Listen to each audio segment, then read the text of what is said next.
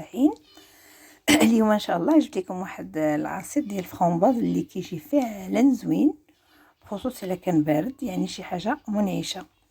انا هذيك البواطه خديتها ب5 دراهم ديال الفرامباز. هنا عندي جوج حامضات، وحده بلديه وحده روميه، يعني هو اختياري، اللي بغى يدير غير البلدي يديرو، اللي بغى يخلطهم بجوج ماشي مشكل. انا كانت عندي وحده.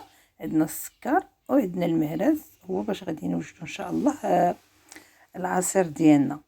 انا بصراحه كندير الصوت كندق داكشي، ولكن للاسف المهم هنا عصرت انا دوك الحامضات، جوج حامضات في اطرو ديال الماء، ودرت الفرامباز في المهرز وغادي ندقو. يعني هاد العمليه فاش طحين فيها الدكان كدقو، عرفتو الفرامباز اصلا سخفان، كدقوه بشويه بشويه بشويه حتى كيولي تقريبا جاي للسائل. راكم عارفين الفرامباز كما قلت لكم سخفان صافي. وغنجبتو هنا باش غادي نخوي في هاد القرعه اللي قلت لكم ديال اطرو د الماء. فاش درت دوك الحامضات غادي نديرو كله فيها هذيك الكميه كاع اللي طحنت، وغادي ندير ان شاء الله السكر، وغادي تبداو تخلطوه بحال كتنخدوه مزيان صافي. وكتخشيوه في الثلاجه، كتخليوه حتى كيبرد يعني، ديك الساعه كتقدموه معاش ما بغيتو. فعلا كيجي زوين بزاف تبارك الله وصل عندي.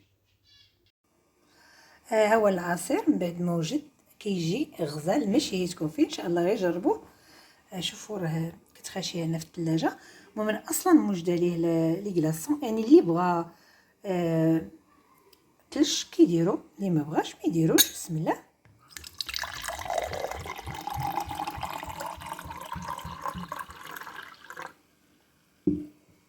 كيجي زوين بزاف ونيش.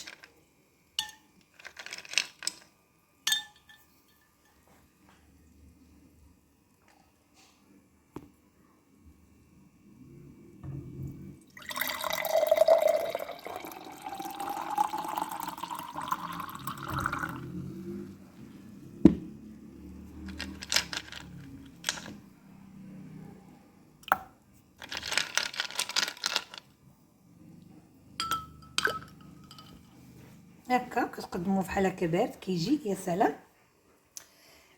انا درت كيسان مختلفين. هاد الكاس عزيز عليا بزاف بزاف بزاف.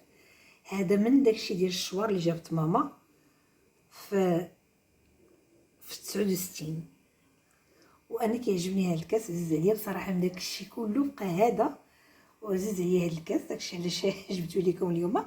المهم كنتمنى العصير ديال اليوم ان شاء الله يعجبكم، لان فعلا كيجي زوين، وتجربوه بالصحه والراحه ان شاء الله. وما تنساوناش من جاو من لي كومونتير. ومرحبا بالجميع في القناه ديال شهوة النشوزه. الى فيديو قادم ان شاء الله، والى اللقاء.